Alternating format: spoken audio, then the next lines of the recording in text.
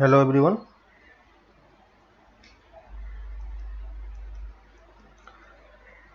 तो आज हमें स्टार्ट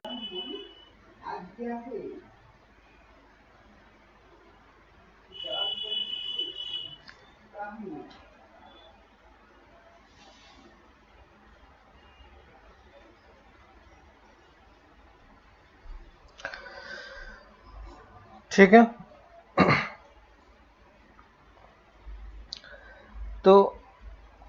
तो हम स्टार्ट कर रहे हैं सॉल्यूशन ऑफ डिफरेंशियल इक्वेशन।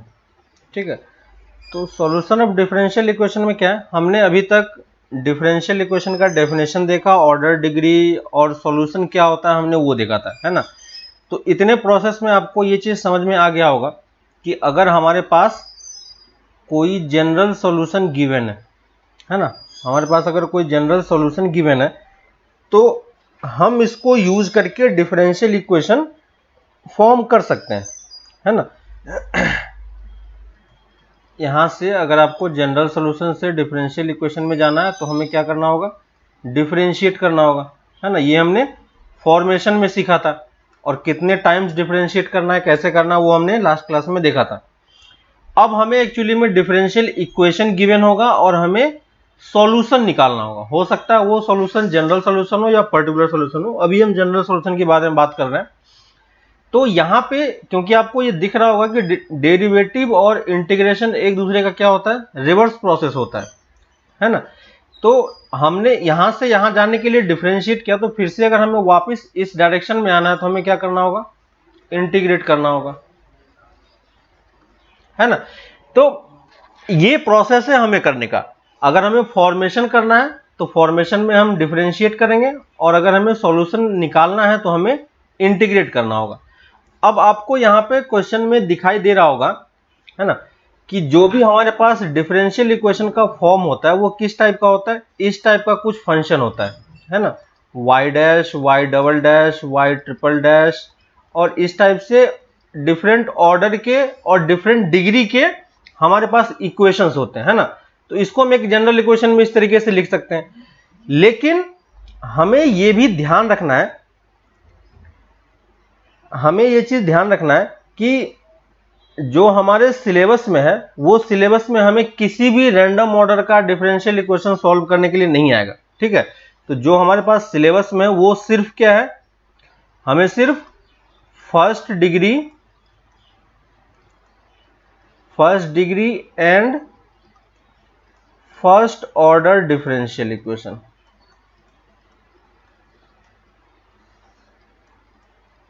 ठीक है। तो बस हमारे सिलेबस में बस इसी टाइप का है। तो आपको जितने भी क्वेश्चंस देखने को मिलेंगे वो सब आपको इसी फॉर्मेट का दिखाई देगा, है ना। फर्स्ट ऑर्डर और फर्स्ट डिग्री का ही देखने को मिलेगा, है ना। तो हमें ये चीज ध्यान रखना, यानी जो हमारा डेरिवेटिव होगा वो कैसा होगा, dy बाई डी एक्स के फॉर्मेट का होगा, है ना। और dy हमें करना क्या है कि always dy by d x को हम लेफ्ट हैंड साइड में ले आएंगे, ठीक है।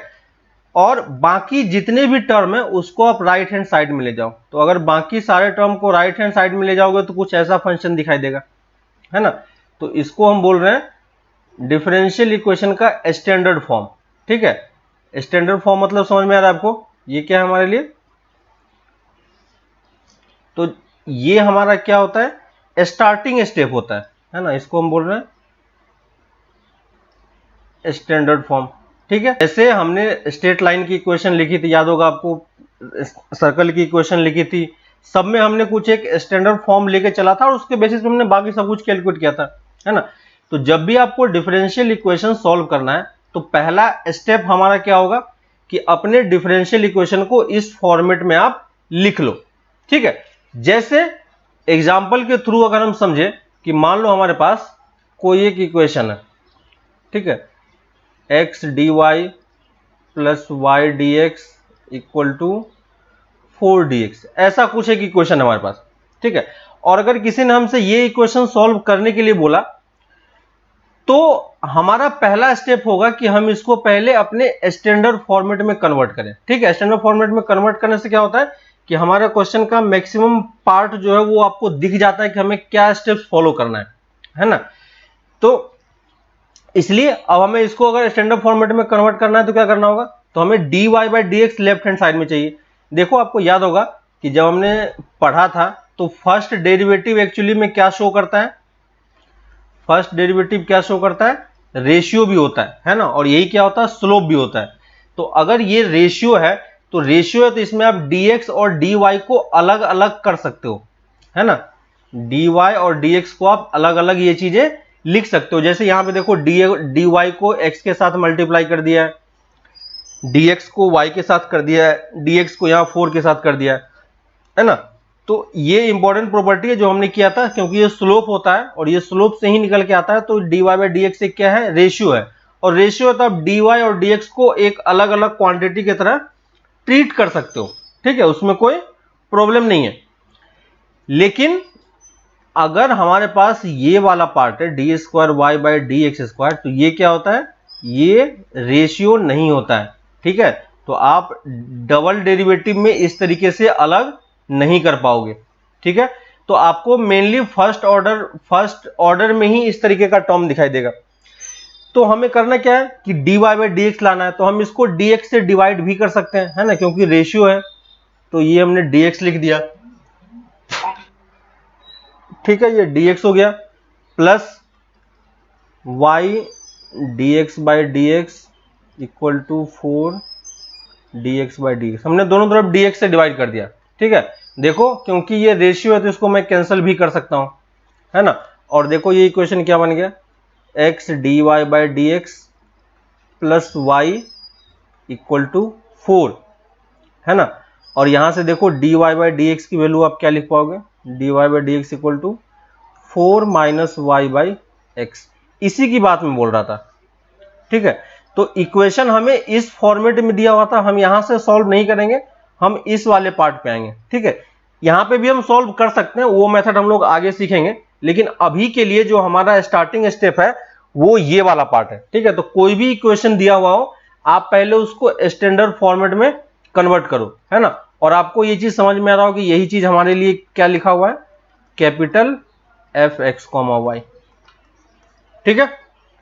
तो ये हमारे लिए एक इंपॉर्टेंट पॉइंट है कि कोई भी क्वेश्चन हो, आप अगर ये पहला स्टेप लिख पा रहे हो, ठीक है ना, तो आप सही डायरेक्शन में मूव कर रहे हो, ठीक है। कहीं पे भी कोई डाउट हो कि कैसे क्या करना है, अगर समझ में नहीं आ रहा है तो आप पहले स्टार्टिंग स्टेप से स्टार्ट करो और उसके बाद हम डिफरेंट मेथड देखते हैं, ठीक है। तो अब हम फर्स्ट मेथड पे आते हैं डिफरेंशियल इक्वेशन को सॉल्व करने का, है ना। मेथड 1 जिसे हम बोल रहे हैं वेरिएबल सेपरेबल,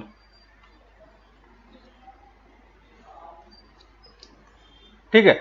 तो आपको नाम से यहां पे क्लियर हो रहा होगा कि वेरिएबल सेपरेबल मतलब वेरिएबल जो है वो सेपरेट हो रहा है, ठीक है। जैसे अगर हमें डिफरेंशियल इक्वेशन को सॉल्व करना है तो सबसे पहले हमारा इक्वेशन इस फॉर्मेट का आना चाहिए, ठीक है। तो मैं किसी भी क्वेश्चन को यहीं से स्टार्ट करना आपको बता रहा हूं, क्यों, क्योंकि आप किसी भी क्वेश्चन को इस फॉर्मेट में ऑलवेज कन्वर्ट कर पाओगे, है कि नहीं, क्योंकि आपका जो ऑर्डर होगा डिफरेंशियल इक्वेशन का वो हमेशा 1 ही होगा और डिग्री भी 1 ही होगा। तो ये ऑलवेज पॉसिबल होगा कि dy बाई डी एक्स को आप एक तरफ लेके आ जाओगे और बाकी सारे टर्म को, जो भी कांस्टेंट है x y जो भी वेरिएबल है, सबको मैंने राइट हैंड साइड में लेके आ गया, ठीक है। अब अगर वेरिएबल सेपरेबल यूज करना है तो देखो हमें तो ये पता है कि अगर हमें इसका सॉल्यूशन निकालना है, ठीक ना, तो अगर हमें डिफरेंशियल इक्वेशन दिया हुआ है तो हमें इसको क्या करना होगा, इंटीग्रेट करना होगा, है कि नहीं। यहां पे हमें इंटीग्रेशन करना होगा तो हम सॉल्यूशन पे पहुंचेंगे। तो अब हम इसको इंटीग्रेट कैसे करें, ठीक है। देखो इंटीग्रेट करने का तरीका क्या होगा, क्योंकि ये रेशियो है तो dy और capital x comma y dx, है ना, इस तरीके से हमें इंटीग्रेट करना है। तो ये वाला पार्ट तो इंटीग्रेट हो जाएगा, लेकिन क्या ये वाला पार्ट इंटीग्रेट हो पाएगा, नहीं हो पाएगा, क्योंकि यहां पे y भी इन्वॉल्व है और x भी इन्वॉल्व है कि नहीं। तो इंटीग्रेशन में हमने ये चीजें सीखी थी कि जो हमारा इंटीग्रेशन है वो क्या होना चाहिए, सही तरीके से होना चाहिए, यानी x वाले को हम x वाले के साथ ही इंटीग्रेट करते हैं, y वाले को y वाले के साथ ही इंटीग्रेट करते हैं, ठीक है। तो इन जनरल क्या होता है कि आपके पास जो इक्वेशन दिया होता है उसमें x और y दोनों कंबाइन करके होता है, ठीक है। तो वेरिएबल सेपरेबल मेथड क्या बोलता है कि सबसे पहले आपको कैपिटल fxy को ध्यान से देखना है, ठीक है। तो आप तो पहले स्टैंडर्ड फॉर्मेट में कन्वर्ट कर लो और राइट हैंड साइड वाले पार्ट का जो भी टर्म है उसको हम क्या बोल रहे हैं, कैपिटल fxy, ठीक है। और अगर आपका कैपिटल fxy ऐसा पॉसिबल होता है कभी कभी, ठीक है, ऐसा हो सकता है कि अगर कैपिटल fxy आपका, इसमें से आप x और y को अलग अलग कर पाओ, ठीक है, fxy और g ऑफ y, ठीक है। अगर ये पॉसिबल होगा if fxy equal to small fx into gy, then use variable separable method.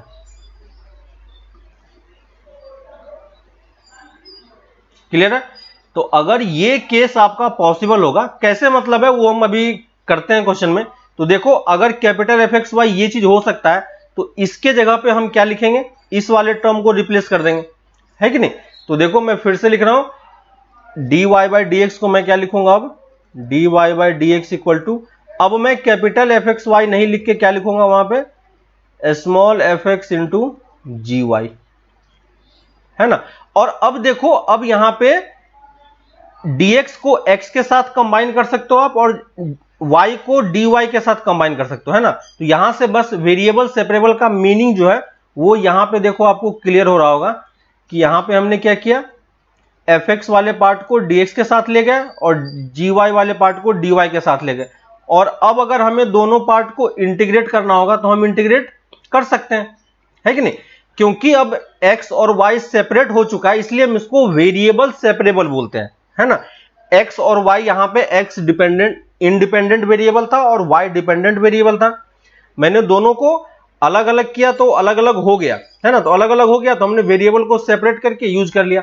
और यहां से आगे आपका क्वेश्चन क्या होगा, जो हमने इंटीग्रेशन में पढ़ा है वो सब कुछ आप यहां से ट्राई कर सकते हो, ठीक है। तो ये वाला पार्ट क्या होगा आपके लिए, सॉल्वेबल होगा, कि यहां से आप इसको सॉल्व कर सकते हो, यहां पे आपको कोई प्रॉब्लम नहीं होगी, है ना। इंटीग्रेशन में जितना कुछ हमने पढ़ा था वो सब कुछ आप यहां पे यूज करो, है ना। और यहां से जो सॉल्यूशन निकाल के आओगे आपको दिख रहा होगा कि यहां पे कोई लिमिट नहीं है, ठीक है। तो यहां से जो सॉल्यूशन निकल के आएगा वो कौन सा सॉल्यूशन होगा, जनरल सॉल्यूशन, ठीक है। अभी मैं एक क्वेश्चन करके दिखाता हूं आपको तो और अच्छे तरीके से क्लियर होगा। तो यहां से जो सॉल्यूशन निकाल के आएगा वो सॉल्यूशन कौन सा सॉल्यूशन होगा, है ना, जनरल सॉल्यूशन, है ना। जनरल सॉल्यूशन मतलब इसमें क्या होगा, एक आर्बिट्ररी कांस्टेंट हमें ऐड करना पड़ेगा। क्यों ऐड करना पड़ेगा, क्योंकि ये इनडेफिनिट इंटीग्रेशन है ना। और इनडेफिनिट में हमने पढ़ा था कि एक आर्बिट्ररी कांस्टेंट ऐड करना पड़ता है। यहां पे देखो इंटीग्रेशन इस तरफ भी है और इस तरफ भी है, तो आपको दो कांस्टेंट ऐड करने की जरूरत नहीं है, ठीक है। आप दोनों को कंबाइन करके एक ही कांस्टेंट यूज कर सकते हो, ठीक है। तो ये जनरल सॉल्यूशन हो गया। लेकिन कभी कभी क्वेश्चन में क्या होता है कि वो आपसे या तो बोल देगा कि सिर्फ सॉल्यूशन निकालो, तो सॉल्यूशन अगर निकालना होगा तो हम जनरल सॉल्यूशन निकाल लेंगे, ठीक है। तो जनरल सॉल्यूशन निकालने में कोई प्रॉब्लम नहीं है। कभी कभी वो क्या करता है, इसका एक पर्टिकुलर सॉल्यूशन पूछ लेता है ना, इसका पर्टिकुलर सॉल्यूशन पूछ लेता है। और पर्टिकुलर सॉल्यूशन हमें पता है कि वो क्या होता है, जनरल सॉल्यूशन का ही एक मेंबर होता है। यानी जो आर्बिट्ररी कांस्टेंट है उस कांस्टेंट की वैल्यू अगर आप निकाल पाओगे तो हम क्या निकाल पाएंगे, पर्टिकुलर सॉल्यूशन, है ना। और आर्बिट्ररी कांस्टेंट क्योंकि एक ही कांस्टेंट है तो हमें एक कंडीशन चाहिए होगा, है कि नहीं। तो अगर आपके पास एक कंडीशन दिया हुआ है तो उसके बेसिस पे आप पर्टिकुलर सॉल्यूशन निकाल सकते हो, ठीक है। तो उसके लिए क्या होता है कि एक इनिशियल कंडीशन दिया होता है। इनिशियल कंडीशन हम किसको बोलते हैं, जहां पे आपको x की कोई एक पर्टिकुलर वैल्यू दी हुई होगी और y की एक पर्टिकुलर वैल्यू दी होगी, है ना। x इक्वल टू a पे y इक्वल टू b अगर हमें दिया हुआ है तो आप x और y की वैल्यू इस जनरल सॉल्यूशन में पुट करके कांस्टेंट की वैल्यू निकाल पाओगे, है ना। तो कांस्टेंट की वैल्यू मिल जाएगी तो वो यही सॉल्यूशन हमारा क्या बन जाएगा, पर्टिकुलर सॉल्यूशन, ठीक है। तो पर्टिकुलर सॉल्यूशन पहचानने का तरीका यही है कि आपको क्वेश्चन में किसी न किसी तरीके से वो एक इनिशियल कंडीशन वो डिफाइन कर देगा, ठीक है, जिसमें x की एक वैल्यू के लिए y की वैल्यू होगी। हो सकता है वो कर किसी एक पॉइंट से पास कर रहा हूं a, b, है ना। तो x equal to 1 equal to y equal to b हमें दिया हुआ है ना। इस तरीके से वो किसी न किसी बहाने से आपको एक इनिशियल कंडीशन दे देगा। इनिशियल कंडीशन हम इसी को बोलते हैं, ठीक है। तो आपको ये चीज समझ में आ गया हो कि वेरिएबल सेपरेबल में हमें करना क्या है, ठीक है। पहले हमें स्टैंडर्ड फॉर्मेट में कन्वर्ट करना है और देखना है कि क्या ये अलग अलग हो पाएगा या नहीं हो पाएगा, ठीक है। अभी जो हमने जस्ट ऊपर में एक एग्जांपल लिया था आपको समझाने के लिए, उसी को हम एक बार फिर से करते हैं ताकि आपको थोड़ा सा क्लियर हो कॉन्सेप्ट, ठीक है। जैसे देखो क्या था क्वेश्चन हमारा, x dy plus y d x equal to 4 times dx, है ना। और ये क्वेश्चन है, हमें क्या करना है इसका, find the solution of this differential equation, है ना। तो हमें इस डिफरेंशियल इक्वेशन का सॉल्यूशन निकालना है। अब अगर हमें सॉल्यूशन निकालना है तो पहले हमें क्या करना होगा, इसको स्टैंडर्ड फॉर्मेट में कन्वर्ट करना होगा। और जस्ट अभी हमने स्टैंडर्ड फॉर्मेट में कन्वर्ट किया है। देखो क्या था इसका स्टैंडर्ड फॉर्मेट, यहां पे निकाला था 4 माइनस वाई बाई एक्स, है ना। तो यहां पे मैं बस डायरेक्टली उसको लिख रहा हूं, वो स्टेप मैं नहीं कर रहा हूं क्योंकि मैंने अभी जस्ट ऊपर किया था 4 माइनस वाई बाई एक्स, ठीक है। अब देखो ये वाला पार्ट हमारा कन्वर्ट हो गया, यानी यहां पे जो हमारे पास कैपिटल एफ एक्स वाई है, कैपिटल एफ एक्स वाई की वैल्यू कितनी है, देखो 4 माइनस वाई बाई एक्स। और अगर आप इसको ध्यान से देखोगे तो देखो यहां पे ये दोनों पार्ट अलग अलग हो रहा है, ठीक है। देखो कैपिटल एफ एक्स वाई को मैं ये लिख सकता हूं क्या, 4 minus y into x 1 by x, sorry, है ना। और यहां पे अगर आप ध्यान दोगे तो यही हमारे लिए क्या बन गया, ये हमारे लिए g ऑफ y बन गया और ये हमारे लिए f ऑफ x बन गया, है ना। तो देखो आप यहां पे देख पाओगे कि आपका x और y अलग अलग सेपरेट हो जा रहा है ना। और अगर अलग अलग सेपरेट हो जा रहा है तो हम यहां पे क्या यूज कर सकते हैं, वेरिएबल सेपरेबल यूज कर सकते हैं, ठीक है। क्वेश्चन में आपको डायरेक्टली दिख रहा है कि हम वेरिएबल सेपरेबल यूज कर पाएंगे, तो वेरिएबल सेपरेबल यूज कर लो। जो y वाला टर्म है उसको dy के पास लेके जाओ, x वाले टर्म को dx के साथ लेके जाओ, तो यही इक्वेशन कन्वर्ट होकर क्या बन जाएगा, 4 minus y equal to d x by x, ठीक है। और अगर मैं इसको थोड़ा सा और सिंप्लीफाई करूं तो इसको मैं y माइनस 4 भी लिख सकता हूं और माइनस को मैंने यहां पे ले आया, ठीक है। और अब हमें करना क्या है, दोनों तरफ इंटीग्रेशन का साइन लगा के इंटीग्रेट इसको हम कर लेंगे तो हमारा इक्वेशन मिल जाएगा, है ना। इसको इंटीग्रेट करेंगे तो ये क्या दे देगा, ln y माइनस 4 का मॉड, ठीक है, equal to minus times ln mod x। और देखो हमने इसको इंटीग्रेट किया तो हमें यहाँ पे एक्चुअली में एक c1 ऐड करना चाहिए था, इसको इंटीग्रेट किया तो यहाँ पे c2 ऐड करना चाहिए था। लेकिन आपको याद होगा कि इसको जब इस तरफ लेके जाएंगे तो c2 माइनस c1 बनेगा, तो उस दोनों को कंबाइन करके हम क्या करते हैं, सिर्फ एक ही कांस्टेंट ऐड करते हैं, ठीक है। तो ऑलवेज आप याद रखो कि हमेशा आपको एक ही कांस्टेंट ऐड करना है, ठीक है। तो ये हमारे पास जनरल सॉल्यूशन हो गया, है ना। यहाँ पे देखो आर्बिट्रेरी कांस्टेंट है, इसी को आप थोड़ा सा और सॉल्व भी कर सकते हो, लॉग की प्रॉपर्टी यूज कर सकते हो। तो ये क्या बन जाएगा, log y minus 4 into x equal to c, है ना। आंसर आपका अलग अलग फॉर्मेट में हो सकता है, ये भी आंसर दिया हो सकता है, ये भी आंसर दिया हो सकता है। इसी चीज को वो ये भी लिख सकता है, देखो y minus 4 into x equal to e to the power c, है ना। और e to the power c अपने आप में क्या है, एक नया कांस्टेंट है, तो इस e to the power c को c नहीं लिख के वो क्या लिखेगा, y minus 4 into x equal to c, ठीक है। तो देखो ये आंसर भी सही है, ये आंसर भी सही है, ये आंसर भी सही है, ये आंसर भी सही है, ठीक है। आपको बस ये समझना है कि वो क्वेश्चन एक्चुअली में दे कैसे रहा है कि नहीं।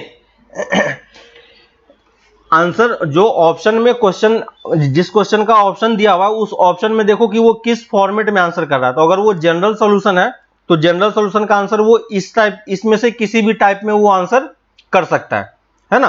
तो इस चीज का बस ध्यान रखना कि सॉल्यूशन जो अगर आपको बोर्ड के एग्जाम में करना है तब तो कोई प्रॉब्लम नहीं है, ठीक है। बोर्ड के एग्जाम में आपको ट्राई करना है कि जितना ज्यादा आप सिंप्लीफाई कर सको, है ना। लेकिन एंट्रेंस एग्जाम में आपको देखना है कि ऑप्शन में हमें किस फॉर्मेट में दिया हुआ है ना, तो उसके अकॉर्डिंग हम अपने आंसर को चेंज कर लेंगे, ठीक है। तो वेरिएबल सेपरेबल कहने का मतलब ये होता है कि वेरिएबल सेपरेबल आप इस तरीके से यूज कर सकते हो, ठीक है, मैं कुछ और क्वेश्चंस लेता हूं, आपको थोड़ा सा और क्लियर होगा कि हम कैसे क्वेश्चन सॉल्व कर रहे हैं ना। वेरिएबल सेपरेबल मतलब कि आपको बस किसी तरीके से देखना है कि कैसे वेरिएबल सेपरेट हो पा रहा है या नहीं हो पा रहा है। ठीक है, एक और एग्जांपल लिखो, solve the differential equation, solve the differential equation x plus 1 y dx equal to y minus 1 into x dy। ठीक है, इस फॉर्मेट में दिया हुआ है। सबसे पहला काम हमारा क्या होगा कि पहले हम dy बाई dx के फॉर्मेट में लिखे ताकि हमें दिख जाए।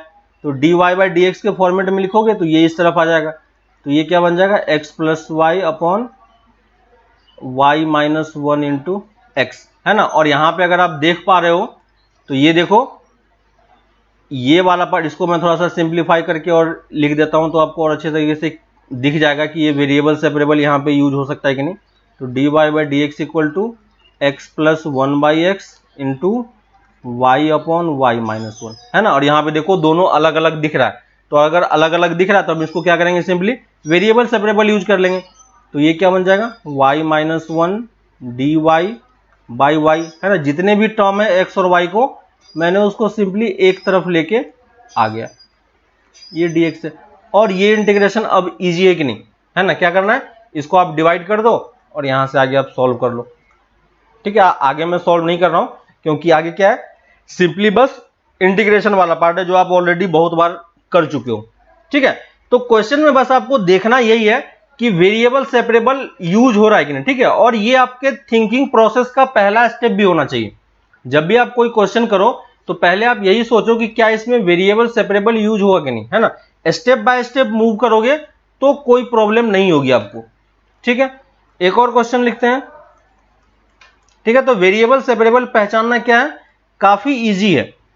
यहां पे देखो हमें इजीली दिख रहा है dy by 1 plus y square e to the power x plus 1 dx, है ना। और दोनों इंटीग्रेशन आपको पता है ये किस में चला जाएगा, tan इनवर्स में। इसको हम क्या लिख पाएंगे, tan inverse y equal to e to the power x plus c। ठीक है, हमें यहाँ पे क्या यूज किया हमने, वेरिएबल सेपरेबल। तो हमें यहाँ पे दिख रहा था कि हमारा सॉल्यूशन जो हमारा इक्वेशन है कैपिटल fx y है वो क्या है, अलग अलग हो सकता है। ठीक है, तो अगर अलग अलग हो जाएगा तो हम अलग अलग कर लेंगे। क्लियर है। जैसे एक और क्वेश्चन लिखते हैं। मान लो हमारे पास इक्वेशन है, ठीक है, तो अब एग्जाम बुक में आपके पास ऐसा बहुत सारा क्वेश्चन आएगा वहां पे, तो आप वहां पे भी खुद से ट्राई कर पाओगे। ठीक है, y minus x d y by d x equal to a into y square plus d y by d x.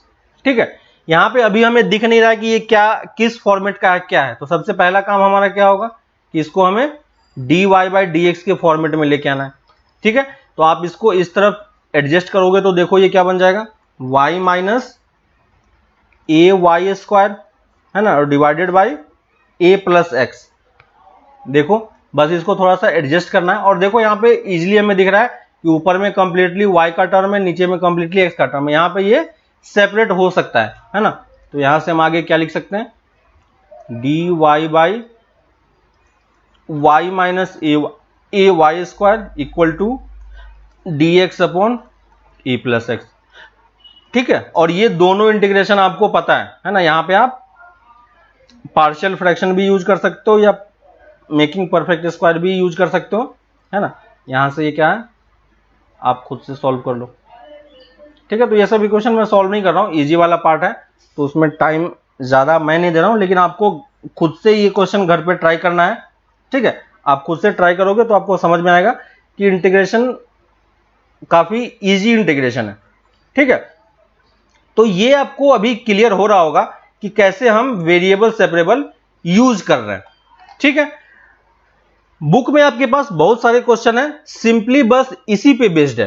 ठीक है, एक पर्टिकुलर चैप्टर जो है 9.4 जो है वो कंप्लीटली इसी पे बेस्ड है, जहां पे वो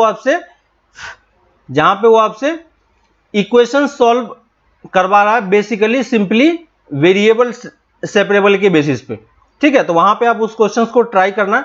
इसमें भी क्या होता है, क्योंकि डिफरेंशियल इक्वेशन है, तो वो डिफरेंशियल इक्वेशन जैसे हमें यहां पे आपको दिख रहा है कि इस वाले पार्ट में यहां पे हमें इसने डिफरेंशियल इक्वेशन दे दिया, ठीक ना, या इस तरीके से दिया तो हमने इस तरीके से बना लिया। सेम इसी में ऐसा भी क्वेश्चन हो सकता है कि वो डायरेक्टली dy/dx नहीं दे, वो क्या दे दे, लैंग्वेज के फॉर्म में कुछ भी लिख के दे दे, है कि नहीं। लैंग्वेज के फॉर्म में भी हमने बहुत सारे क्वेश्चन पहले किए थे, है ना, कल भी हमने किया था। एक क्वेश्चन लिख लेते हैं तो आपको थोड़ा सा क्लियर होगा कि लैंग्वेज के फॉर्म में भी वो सेम क्वेश्चन बना सकता है। लैंग्वेज के फॉर्म में दिया हो तो हमें करना क्या है, सिंपली आपको बस उसको इक्वेशन पढ़ के आपको फिर से ये फॉर्मेट जनरेट करना है, ठीक ना। तो ये फॉर्मेट अगर आप जनरेट कर पाओगे तो आपका फिर क्वेश्चन सॉल्व हो जाएगा, ठीक है। तो क्वेश्चन लिखो, find the equation of A curve, find the equation of a curve passing through, equation of a curve passing through -2, 3, passing through -2, 3, and given that the slope of the tangent, and given that the slope of the tangent, slope of the tangent to the curve at any point, to the curve at any point x, y is, है ना, general point x, y पे उसका slope कितना दिया हुआ है, 2x/y², ठीक है। तो ये लैंग्वेज के टर्म्स में एक क्वेश्चन है, हमें इस क्वेश्चन को सॉल्व करके बताना है कि ये इसका सॉल्यूशन क्या होगा, है ना। और ये हमसे एक्चुअली में इसने क्या मांगा है, इक्वेशन ऑफ कर्व मांगा है जो इस प्रॉपर्टी को सेटिस्फाई कर रहा है ना। तो इक्वेशन ऑफ कर्व मांग रहा है, इसका मतलब वो हमसे क्या मांग रहा है, एक्चुअली में वो हमसे सॉल्यूशन ही मांग रहा है कि नहीं। तो हमें उसे सॉल्यूशन बताना है इस डिफरेंशियल इक्वेशन का, लेकिन डिफरेंशियल इक्वेशन के लिए हमारे पास डिफरेंशियल इक्वेशन होना चाहिए, है ना। तो यहां पे देखो डिफरेंशियल इक्वेशन आपको डायरेक्टली दिख नहीं रहा होगा, लेकिन आप क्वेश्चन ध्यान से पढ़ोगे तो यहां पे ये दिया हुआ, फर्स्ट लाइन में दिया हुआ equation of the curve passing through -2, 3, है ना, यानी x इक्वल टू -2 पे y की वैल्यू कितनी है, 3 है। इसका मतलब ये हमारे पास क्या है, इनिशियल कंडीशन है। यानी अगर हमें इनिशियल कंडीशन पता है तो हम कौन सा सोल्यूशन निकाल सकते हैं, पर्टिकुलर सोल्यूशन निकाल सकते हैं, है ना। यानी इस क्वेश्चन में हमें पर्टिकुलर सोल्यूशन निकालना है, ठीक है। दूसरी चीज, इक्वेशन कैसे फॉर्म होगा, ये बोल रहा है slope of the tangent to the curve at any point x, y, ठीक है। आपको याद होगा कि अगर हमारे पास कर्व किसी भी टाइप का हो, अगर हमें कोई x, y दिया हुआ, इस पॉइंट पे अगर हमें स्लोप लिखना है, टेंजेंट का स्लोप लिखना है, तो हम क्या लिखते हैं, dy/dx। याद होगा आपको, dy/dx क्या होता है, स्लोप ऑफ द टेंजेंट। और ये हमने कहां पे कैलकुलेट किया है, जनरल पॉइंट x, y पे, है ना। और इसकी वैल्यू कितनी दी हुई है, 2x/y²। तो ये हमारा डिफरेंशियल इक्वेशन बन गया, ठीक है। और हमें कंडीशन दिया हुआ है x इक्वल टू -2 पे y इक्वल टू 3। करना क्या है, यहां पे देखो इजिली हमें दिख रहा है कि वेरिएबल सेपरेट हो जाएगा, है ना। तो वेरिएबल सेपरेट हो जाएगा तो हम वेरिएबल को अलग अलग ले जाके सॉल्व कर सकते हैं, ठीक है। और दोनों तरफ इंटीग्रेट कर दो, ये क्या बन जाएगा, y³ equal to x² plus c, है कि नहीं। ये कौन सा सॉल्यूशन हो गया, जनरल सॉल्यूशन। लेकिन हमें निकालना क्या है, पर्टिकुलर सॉल्यूशन। कैसे पता चला कि पर्टिकुलर सॉल्यूशन निकालना है, क्योंकि इसने इनिशियल कंडीशन दे रखा है ना। तो इस वाले पार्ट में आप क्या करो, x इक्वल टू -2 पुट करो और y इक्वल टू 3 पुट करो, है ना। तो y इक्वल टू 3 पुट करोगे तो यहाँ पे ये कितना बन जाएगा, 9 इक्वल टू 4 प्लस c। तो c की वैल्यू कितनी आ गई, 5। चेक करो c की वैल्यू 5 है क्या, है ना।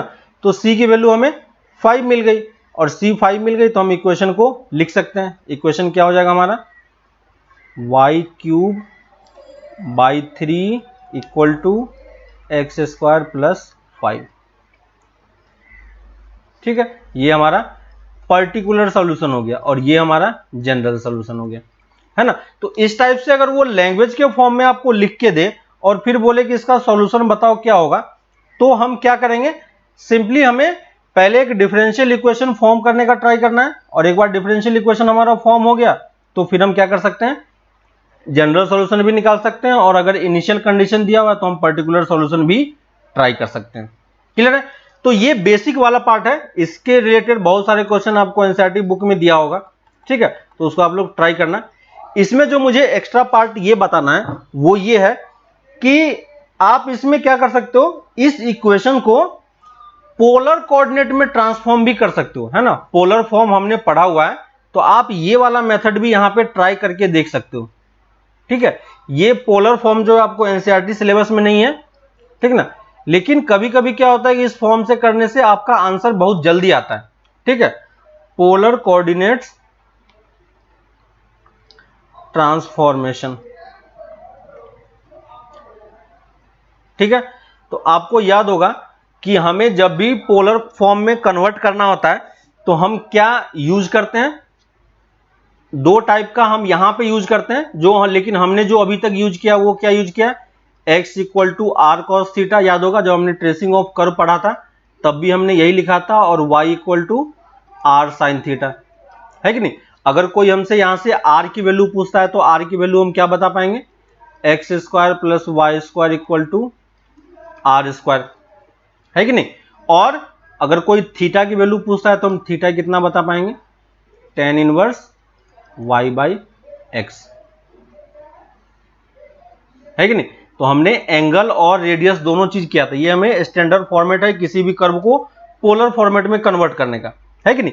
अब देखो कि अगर आप इस इक्वेशन को अगर थोड़ा सा आप डिफरेंशिएट करो, है ना, किसके रिस्पेक्ट में डिफरेंशिएट करेंगे, हम चाह रहे हैं कि हमारा जो कोऑर्डिनेट एक्स वाई सिस्टम में था, है ना, एक्स वाई सिस्टम से हम किस सिस्टम में जाना चाह रहे हैं, आर और थीटा सिस्टम में जाना चाह रहे हैं, है कि नहीं। यही होता है, ये क्या है, कार्टेशियन है, और ये क्या है, पोलर फॉर्म है।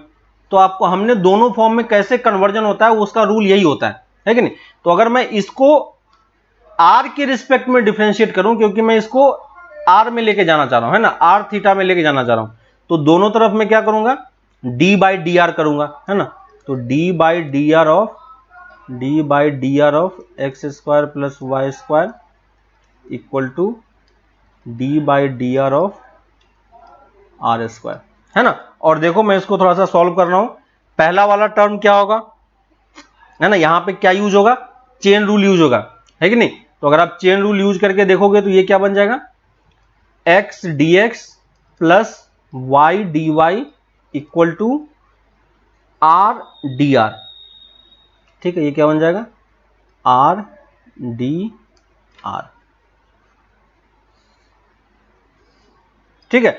तो एक हमें ये वाला पॉइंट ध्यान में रखना है, ठीक है। मैक्सिमम टाइम पे जो आपका इक्वेशन होता है वो इस फॉर्मेट का दिया रहता है ना, x के साथ dx का फॉर्मेट होगा, है ना, और y के साथ dy का फॉर्मेट होगा।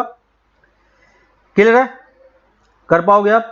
और इसी तरीके से आप अगर इसी के साथ एक और पॉइंट होता है, ठीक है, इसको आप खुद से ड्राइव करने का ट्राई करना और मुझे बताना कि ये चीज आता है कि नहीं, है ना। यहां पे मैं एक और लिख रहा हूं, x d y minus y d x equal to r square d theta,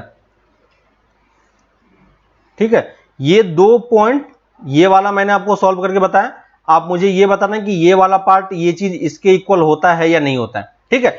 तो अगर आपने कोऑर्डिनेट, आपने जो ट्रांसफॉर्मेशन किया वो अगर इस तरीके से किया है ना, x को r cos थीटा और y को r sin थीटा किया है, तो यहां पे देखो इस तरफ में सिर्फ क्या है हमारे पास, कार्टेशियन का डिफरेंशियल इक्वेशन है, और इस तरफ क्या है हमारे पास, है ना, यहां पे देखो इस वाले पार्ट में यहां पे हमारे पास सिर्फ क्या है, कार्टेशियन डिफरेंशियल इक्वेशन है, और इस वाले पार्ट में क्या है, पोलर में डिफरेंशियल इक्वेशन है।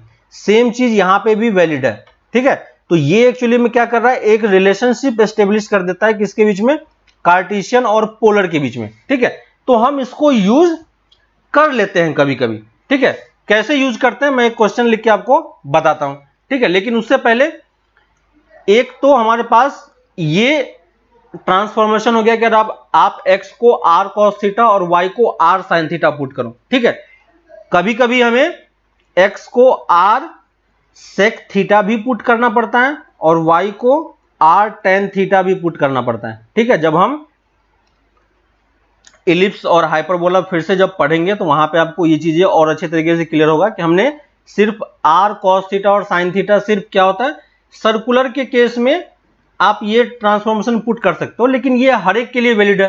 ठीक है, मेन पर्पस हमारा पोलर और कार्टेशियन में डिफरेंस क्या है कि पोलर में हमें किसी तरीके से r और थीटा में जाना है, तो r और थीटा में आप इस मेथड से भी जा सकते हो और इस मेथड से भी जा सकते हो।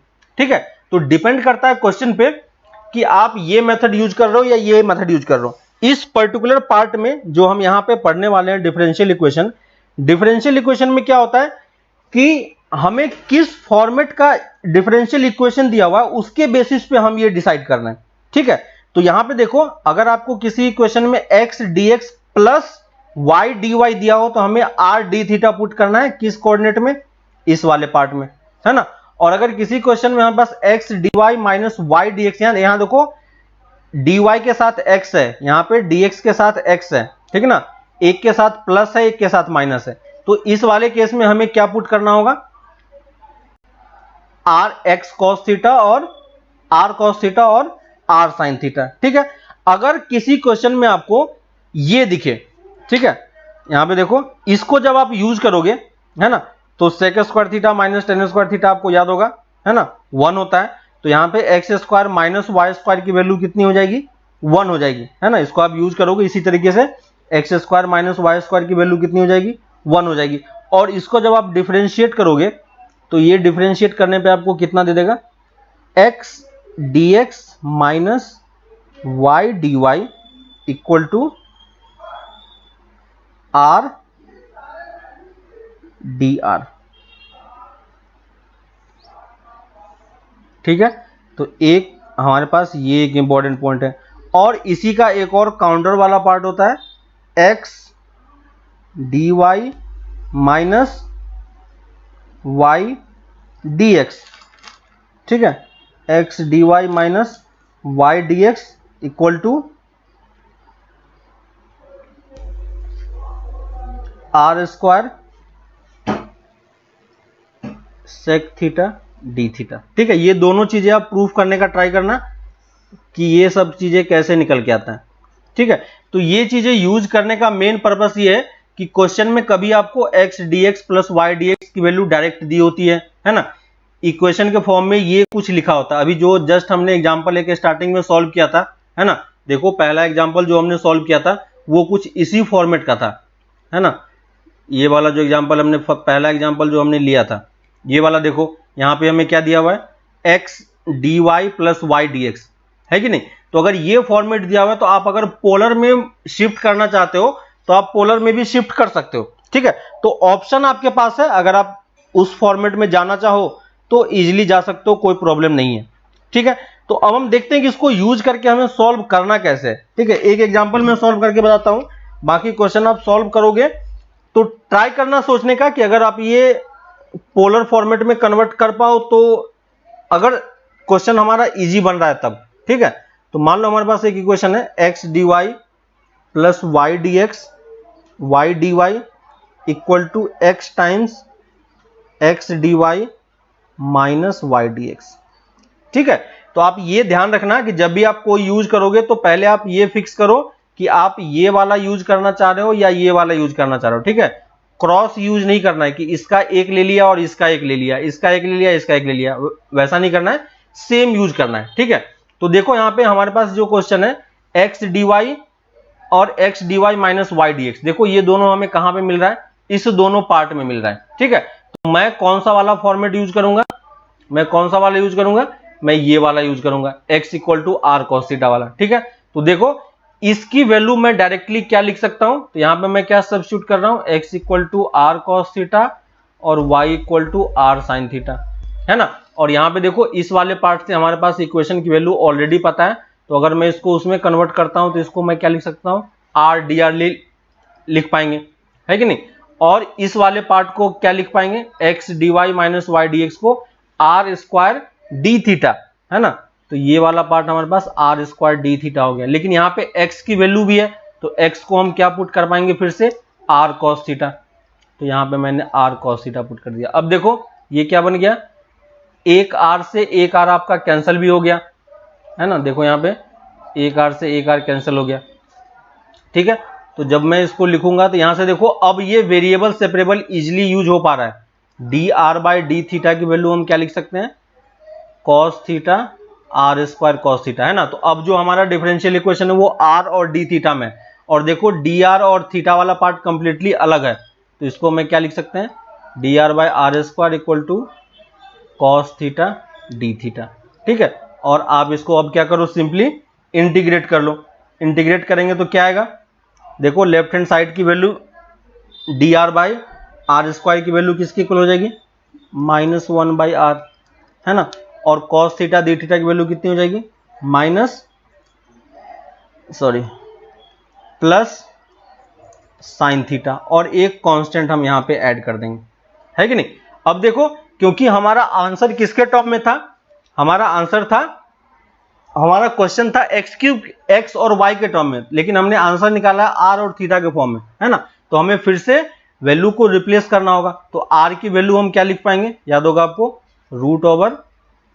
√x square plus y square, है ना, इक्वल टू, और साइन थीटा की वैल्यू हम क्या लिख पाएंगे, तो साइन थीटा की वैल्यू आप यहां से कैलकुलेट कर सकते हो इस वाले पार्ट से, y by √x square plus y square plus lambda, plus c। ठीक है, तो ये आपका क्या हो गया, सॉल्यूशन हो गया। ठीक है, तो डिपेंड करता है कि आपको कैसा इक्वेशन दिया हुआ है। अगर ये चीज आपको क्लिक कर जाए तो आप पोलर में भी सॉल्व कर सकते हो, लेकिन बोर्ड के एग्जाम में सॉल्व नहीं करना है। कहां सॉल्व करना है, एंट्रेंस एग्जाम में अगर आपको ऐसा कुछ दिखे तो आप इजीली यहां से मूव करके आंसर कैलकुलेट कर सकते हो। तो ये भी एक ऑप्शन हमारे पास होता है। ठीक है, इसी में एक और पॉइंट है, वो भी काफी इंपॉर्टेंट है। ठीक है, तो हमने अभी वेरिएबल सेपरेबल देखा कि कैसे वेरिएबल सेपरेबल यूज हो रहा है। ठीक है, लेकिन कभी कभी इक्वेशन क्या होता है कि किसी और फॉर्मेट का होता है। ठीक है, लेकिन आप उसको रिड्यूस कर सकते हो। ठीक है, तो equation reducible to the variable separable. ठीक है, तो फर्स्ट लुक में वो आपको वेरिएबल सेपरेबल दिखाई नहीं पड़ेगा, है ना, वेरिएबल सेपरेबल। तो फर्स्ट लुक में वो वेरिएबल सेपरेबल दिखाई नहीं पड़ता है, जिस कारण से क्या होता है कि हमें उस इक्वेशन को आपको थोड़ा सा सोचने की जरूरत पड़ जाएगी, इसमें अब हम क्या करें, है ना। तो जनरली जो इक्वेशन का फॉर्मेट होता है वो एक्चुअली में कैसा होता है, इस वाले पार्ट में अगर आप देखोगे तो जो आपका इक्वेशन का फॉर्मेट होगा वो dy by d x equal to, है ना, f of ax plus b y plus c format का होगा, है ना। अंदर में आपका कोई एक लीनियर पार्ट होगा। क्लियर है। तो इस टाइप के इक्वेशन जब भी आपको दिखे तो आपको यह सोचना चाहिए कि ये चीज जो है वो वेरिएबल सेपरेबल में सॉल्व हो जाता है ना, लेकिन डायरेक्टली सॉल्व नहीं होता है। हमें इसको क्या करना पड़ता है, थोड़ा सा रिड्यूस करना पड़ता है ना। तो इस चीज को रिड्यूस करने के लिए हम क्या करते हैं, जो आपका लीनियर वाला पार्ट है ax plus b y plus c को हम एक अदर वेरिएबल t से सब्स्टिट्यूट कर देते हैं। ठीक है, तो यहां पे हम ये सब्स्टिट्यूशन यूज कर रहे हैं। इसके बेसिस पे आपका इक्वेशन किस में फॉर्म हो जाता है ना। आपने इसमें कन्वर्ट कर दिया है तो आपका सारा इक्वेशन अब किस में कन्वर्ट हो जाएगा, t और, है ना। तो यहां से जब आप सॉल्व करोगे, तो dx by dt by dx बन जाएगा, है ना। और यहां पे जो आपका दूसरा एक फंक्शन आया वो किसका फंक्शन होगा, x और t का फंक्शन होगा, है ना। और ये फंक्शन यहां पे आप इसको क्या कर पाओगे, ये वाला पार्ट वेरिएबल सेपरेबल से यूज हो पाएगा, है ना।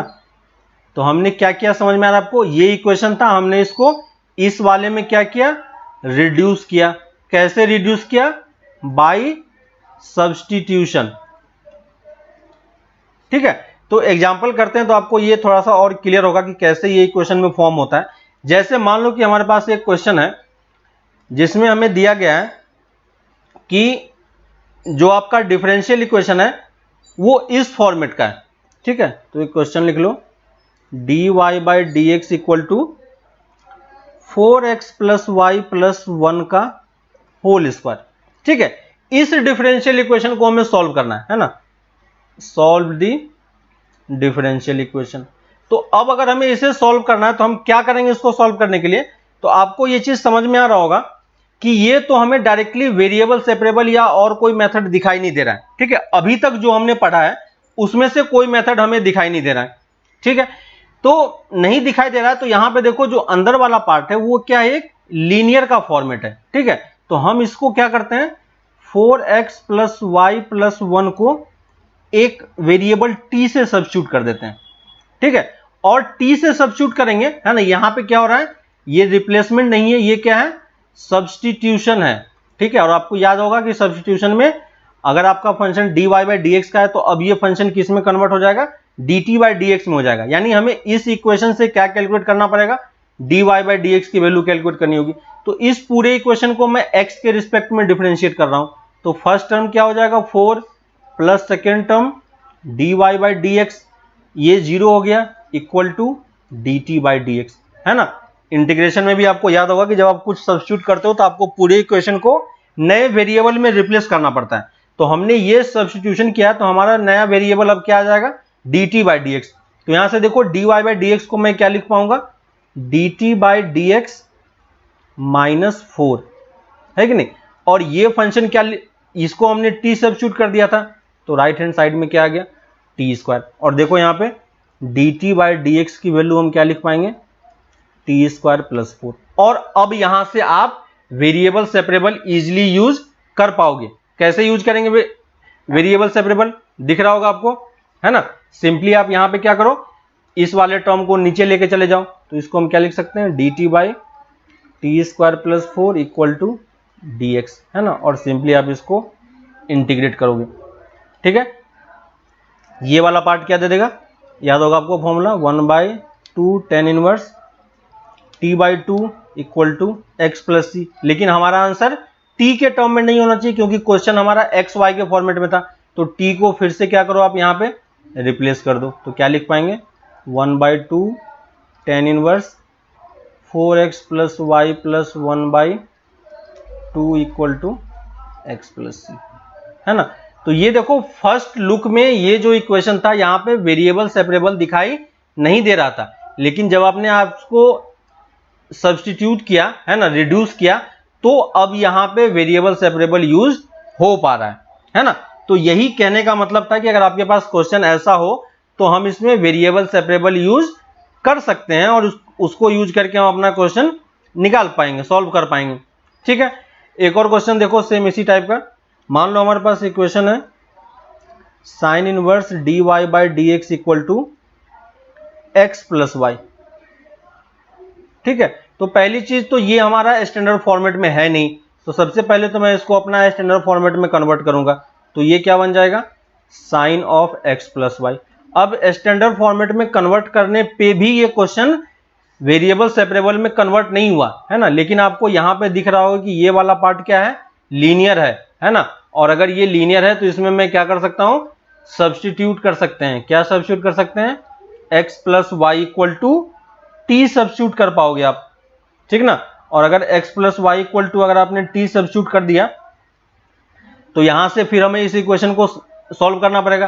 तो ये कितना हो गया, 1 plus d y by d x equal to d t by d x, और यहां पे पुट कर दो, ये कितना हो जाएगा, d t by d x minus 1 equal to sine of t. ठीक है, और d t by d x equal to 1 plus sine t. ठीक है, अब देखो यहां पे हम क्या यूज कर सकते हैं, वेरिएबल सेपरेबल, है ना।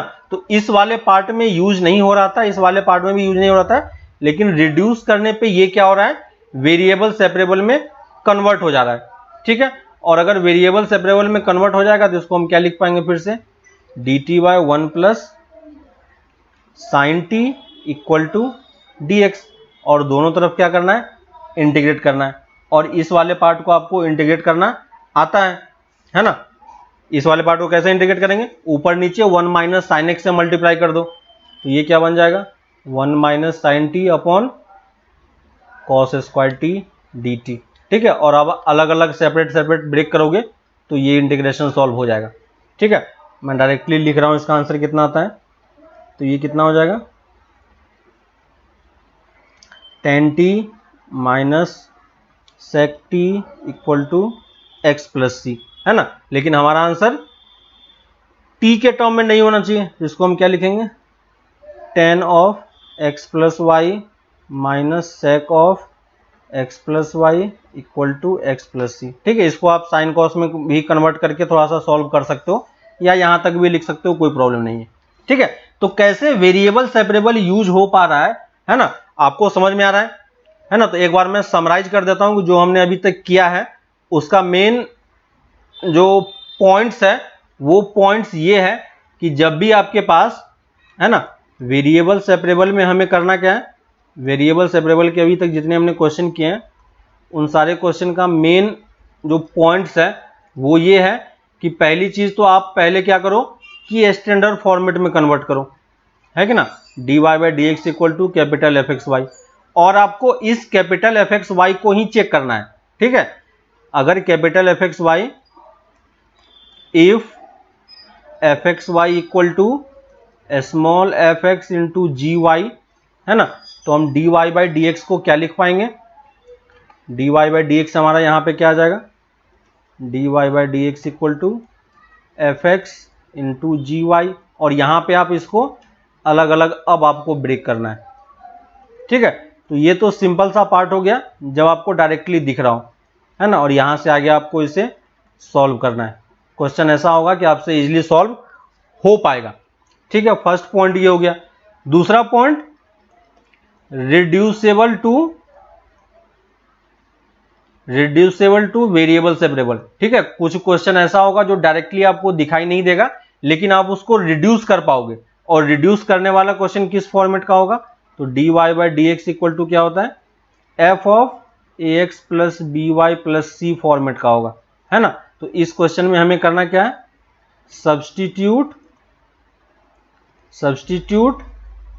ए x plus b y plus c equal to t, है ना, और जब इसको सब्स्टिट्यूट करोगे तो ये वाला इक्वेशन किस में कन्वर्ट हो जाएगा, d t by d x equal to, है ना, यहां से आप फिर वेरिएबल सेपरेबल यूज कर पाओगे एच एक्स इंटू के ऑफ टी। इस टाइप से कुछ एक फंक्शन होगा जहां पे आप इसको अलग अलग सेपरेट कर पाओगे, तो डी टी को हम क्या लिख पाएंगे, k of t equal to h x into d x, है ना।